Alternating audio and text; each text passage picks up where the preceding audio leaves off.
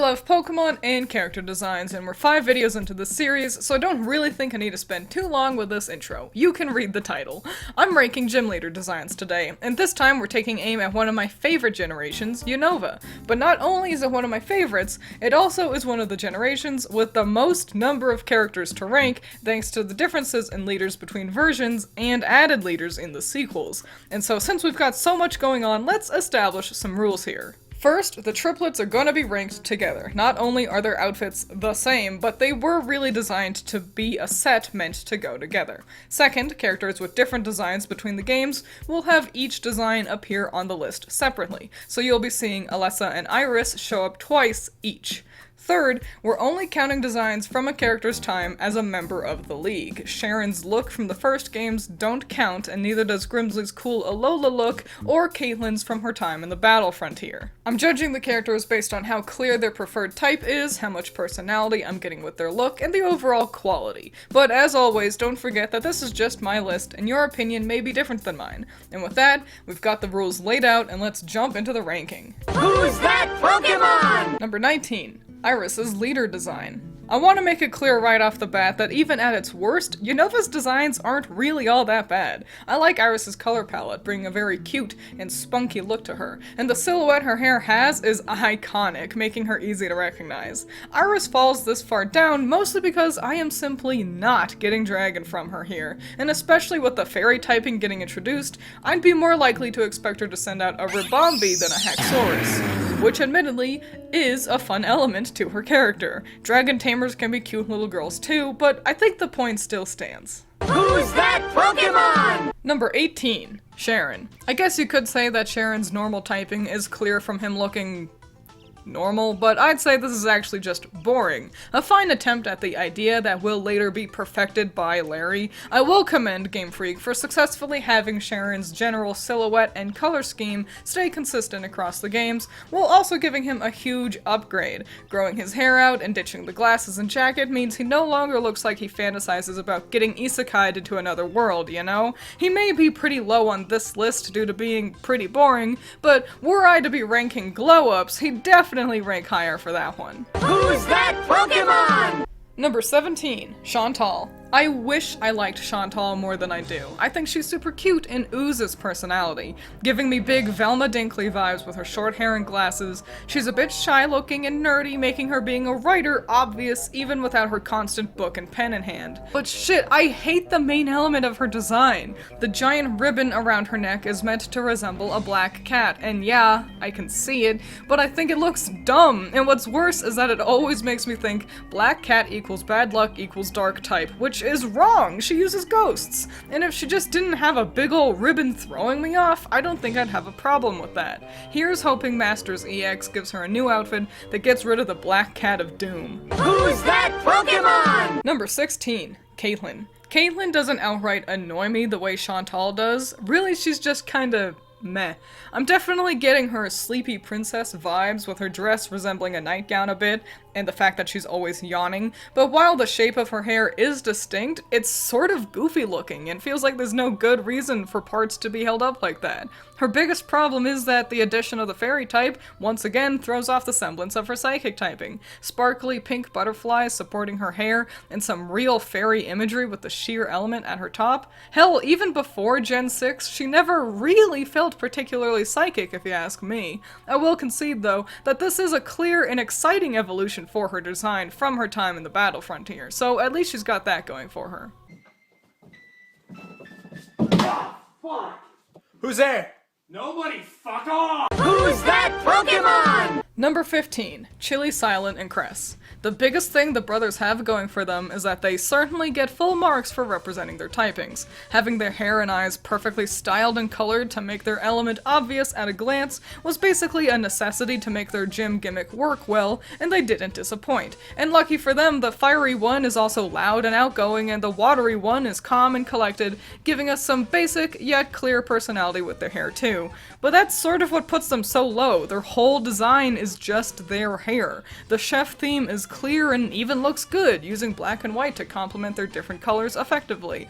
But they're also just kind of boring. Due to being a trio that needs to match, we don't get to see them play with that chef theme the way we do with characters like Cybold and Katie. They're only really interesting as a set, but individually they offer nothing of interest, and even as a set, they start and stop at, we use fire, water, and grass. I want more, please. This shit is fluffing up. It's puffing up. Fluffing up. Y'all already know. Who's that Pokemon? Number 14, Berg. I love Berg. He's just so fun. He's got a big, flamboyant personality with a love for the dramatics, and his design, well, it's kind of subdued though. He has a big personality, but his design remains more classy and put together than you may expect from the zany artist covering his walls in honey. I will say, I think his belt buckle resembling a butterfly or moth is a gigabrain way to convey his bug typing, and helps veer him away from grass or fairy otherwise due to his color palette. Berg gets an even 3 stars across the board because he does look nice and achieves all the goals for this list well enough. But I do find myself wishing that we got something a bit more extravagant or special looking for what might be the only man who could stand toe-to-toe with Wallace in terms of being extra. Who's that Pokemon? Number 13, Iris's champion design. Basically every element of Iris's look is enhanced with her promotion to champion. The same nice color palette, but now with a dress that fits her status and gives her an air of importance. While her hair has been tied up differently, it still is just as recognizable as her old leader do. And now with the added crown, she sort of conveys her dragon Pokemon a bit better as well. The thing that got Iris over Berg on the list is mostly that this outfit is more fun and exciting to look at than his just a shirt and pants. The frilly elements along the rim of the skirt and its shape being short in the front and long in the back, the sheer hair accessory, the detailing of the gems on her crown and shoes, this is a fun outfit. This is technically the lowest scoring champion we've seen across my rankings so far, but that doesn't mean Iris should be disappointed in the overall quality she's giving us here. It just means she still has room to grow. Who's that Pokemon? Number 12, Skyla. I'm just gonna get this out of the way. Skyla's outfit is stupid. Yes, her clearly pilot-inspired look and propeller-designed hair accessory makes her flying-type Pokemon obvious. Yes, the shorts and crop top paired with her fun updo makes her playful personality clear, but I don't know, this feels the closest Game Freak has gotten to unnecessary fan service in a design. The placement of the belts and straps, the fact that she's showing so much skin when flight suits are meant to protect a pilot from extreme winds, it's cute, and hell, on a good day, I may even say I like the chunky Mega Man-esque boots and gloves, but it does make this feel more like a costume than anything else. Also, her ponytail bun thing at the front near her forehead looks dumb. I wish it was further back along the side of her head like Misty's ponytail. Who's that Pokemon? Number 11. Drayden. Drayden is a top-tier husbando, built like a brick shithouse and looking dapper too for his job as mayor. That dapper look is what pulls him this low though, as he honestly kinda matches Sharon, making him also sort of look like a normal type user. I do think that the purple elements and giant studs on his shoulders help alleviate that, but I can still see how one could miss those design cues. I also always find myself torn on his beard. A part of me is tickled by the fact it's meant to resemble the lower jaw and fangs of a dragon, much like his Drudagon. And another part of me thinks it looks a bit goofy, kinda like those fake beards you can buy. It's a design element that definitely lives or dies with the art style. Sometimes it works, and sometimes it flops. Who's that Pokemon? Number 10. Lenora. Lenora is in a similar position as Drayden, I feel. She looks amazing, with her hair and flared pants giving her an instantly recognizable silhouette. And hell, the tan color on her belt and apron makes her color palette basically as normal type looking as I could ask for, impressively avoiding giving bug or grass vibes by having her hair and pants lean more into a blue-green shade than straight up green. And we're getting tons of personality too. Lenora looks a hell of a lot more like an archaeologist than Indiana ever did, but that's also sort of where the problem lies. Lenora makes it so clear that she works with fossils that my brain jumps to the ground and rock typing those fossil Pokemon so often have, and I'm very much willing to accept that that might just be a me problem, but I can't deny that it always takes me a second to remember what type Lenora uses. Who's that Pokemon? Number 9. Marshall. Finally, we cross over into the top half of the list with a male fighting type user who actually looks unique. Gone are the days of older fellas in gis. Marshall was designed with street fighting in mind, with the added fun element of resembling a tiger, and unlike his fellow Elite Four member Chantal, the tiger theme doesn't even distract from his preferred type. This is also a super fun color palette, running with the nice orange and blues Brawly introduced, while also avoiding looking too much like a water type user. I also like that he has this bright blue mouth guard. It really gives him a distinct look and shows us that despite being a street fighter, he still takes safety seriously, which is fun. Who's that Pokemon? Number 8. Marlin. The new 8th gym leader for Unova in Black and White 2, Marlin certainly wears his water typing on his sleeves. Or pants, I guess. As if the finned swimsuit wasn't enough, the boy goes so far as to even style his hair like a shark fin, and it ain't bad! A simple look and color palette overall that gets most of its interest from his intense tan, leaving his still pale feet and hips evoking a vibe like a mermaid tail in tandem with his trunks. I was curious to see what he'd look like if he stayed inside for a long time and had the tan fade, but the edit was honestly one of the most cursed things I've done, so I'll spare you the visual aid. Just know that it only hurt the design. His only real downside is that they kinda can't decide on if they want him to be carefree or really dedicated to improving his swimming abilities, which sort of ends up with his design falling safely in the middle without much really to facilitate a strong personality for him. And the Sand Guardian, Guardian of the Sand. Poseidon quivers before him! Fuck off! Who's that Pokemon? Number 7. Alder. When it comes to the writing for the champions, Alder is shockingly forgettable to me, and I think his design plays a role in that. Unlike Cynthia before him, Alder has a much more low-key feel to his look, successfully displaying his more relaxed, vagabond-esque lifestyle at the cost of not leaving much of an impact. I do love the poncho and the very distinct shape it gives Alder, even though I also wish we got to see him without it too. And I adore that he has way too many Pokeballs on him, because it gives him a powerful, mysterious sort of vibe, like, oh, he has so many Pokemon with him, he must be strong, and then you learn it's because he just couldn't figure out how to make the PC storage work, and it gives him such a fun amount of life and personality to his look. Alder's truest downside is the fact he's designed to resemble his ace, Volcarona, to a degree.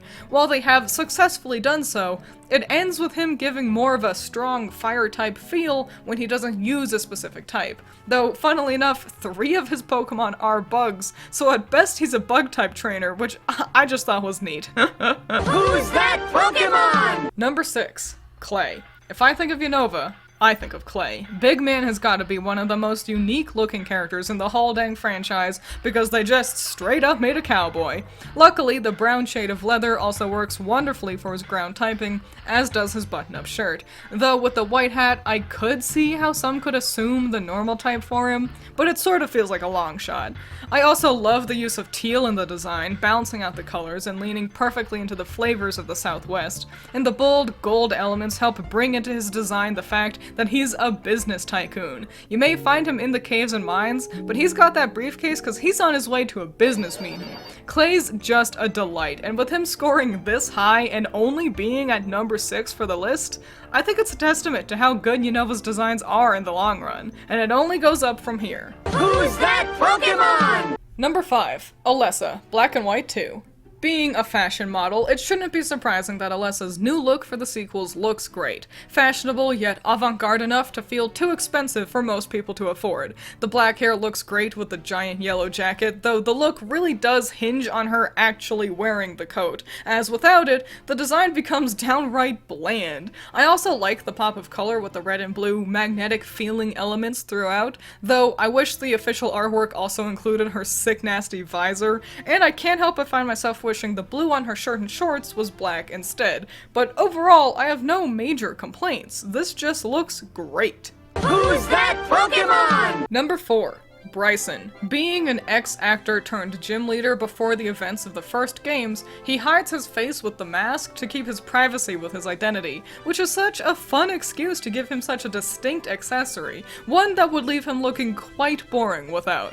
They had also done a similar "he's trained in the cold so it can resist its icy temperatures" thing with other gym leaders before, like Price, but Bryson is the first time that idea really feels clear visually, using the stoicism that this more more traditional monk-inspired attire conveys to show that it doesn't matter he's only got one sleeve, he ain't cold. I also adore that his robe looks like his cryagonal, but I've gotta be honest, the design pales in comparison to the best look he's ever had. Bryson Man. Who's that Pokemon? Number 3. Alessa, Black and White. And we're right back to the shining beauty in her downright iconic original look. Listen, I like Alessa's new fit, but it'll never really be able to live up to her first design, featuring all the same great qualities I discussed in her second design without any of the minor nitpicks. The silhouette, her shorter hair, taller shoes, and big headphone wires offers just makes her way more recognizable. The splash of red and blue are still present without either of them overstaying their welcome, and I like that the segmented stripes in her top gives her a vibe similar to her Zebstrika. A good hint is that if a gym leader resembles one of their Pokemon, I'm probably gonna like that. Seeing Alessa's new duds for the sequel was exciting for my first playthrough, but I couldn't help but feel they had been a small downgrade from what was a top-tier design prior. I think I should blot. Our lip gloss will blot out the sun! Then we will kiss in the shade. Who's that Pokemon? Number 2. Roxy. Roxy came very, very close to getting first place in this list. It's hard to believe she wasn't in the original games. She looks amazing and fits right in with the rest of the leaders of this generation. Marlin's swell, but always felt a little bit like an afterthought. Roxy feels like she was always meant to be here. The punk rock aesthetic is such a fun way to convey her poison typing, with the purples in her look making sure you never get her type confused for something else. Oh yeah, that and the giant guitar made to resemble her Whirlipede. The wild updo paired with the long-sleeved top and chunky boots means you can identify Roxy from miles away. She's fashionable and recognizable, really standing out from the crowd when looking at other poison-type leaders alongside her. Really, it's a damn near perfect design. Who's that Pokemon? Number 1. Grimsley. The top 4 characters on this list all scored the same point total with the way I judge these. Really from there, their placement on the list just had to come down to personal preference. And I just couldn't deny that I think Grimsley looks stunning. Fashioned after Dracula and gambling, a combo that I never would have jumped to, Grimsley's dark typing is immediately clear, even with the bright red and yellow elements. His palette matches his Pokemon, specifically Bisharp and especially his Sharpedo. The suit's gambling-themed elements also keep his attire visually interesting without ever overcomplicating the look. Perhaps the strongest element on him, though, is his hair. The distinct shape makes him immediately recognizable. No one else looks like this, which is why we can see him grow it out and dye it black while in Alola, and you can still immediately tell this is Grimsley. It was hard choosing between Grimsley and Roxy, but I found myself impressed at how distinct Grimsley feels despite the simple silhouette and palette. I'd be hard-pressed to find a way to improve the look. But I will say that the best he's ever been is this design he gets in Masters EX. He looks so fucking cool, holy shit. And that is the list. To recap, we've got multiple people looking a bit too normal for their own good. The characters who changed between games are half and half on whether or not the sequels did better than the originals. And we finally have a boy join the list of first place winners. These are always so fun, and I think how well the characters scored on the list show that things only get better and better as we progress through the generations. There's consistently more to unpack with each new video I do, which is great. There was quite the theme of designing characters to resemble Pokemon here with Unova that I never really noticed before, and I'm excited to see what new things I learn about the next batch of characters when I get to the next generation. So hopefully, I'll see you then. Give it here. Attention freaks, it's me. How do we get out of here and away from you immediately?